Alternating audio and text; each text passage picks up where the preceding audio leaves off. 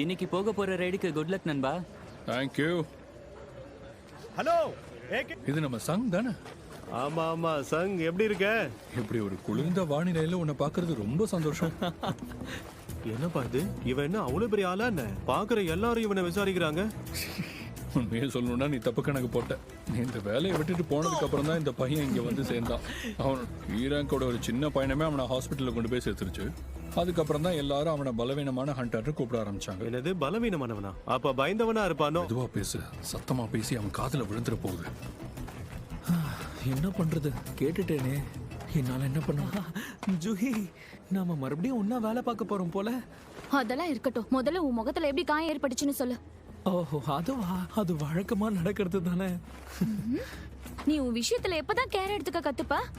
அங்க குணப்படுத்த யாருமே இல்லையா? அங்கெல்லாம் ஹையர் ரேங்க் ஹண்டர்ஸ் தான் இருந்தாங்க. அதனால கூட ஹீலரை கூட்டிட்டு போகணுங்கிறத பத்தி யோசிக்கவே இல்லை. உனக்கு தான் என்னை பத்தி எல்லாமே தெரியுமே ஜூஹி. இதெல்லாம் எனக்கு பழகி போச்சு. நண்பர்களே, இன்னைக்கு நடக்க போற ரைட்ல நான் தான் உங்களுக்கு தலைவனா இருக்க போறேன். என்னோட பேரு சாங் சியா.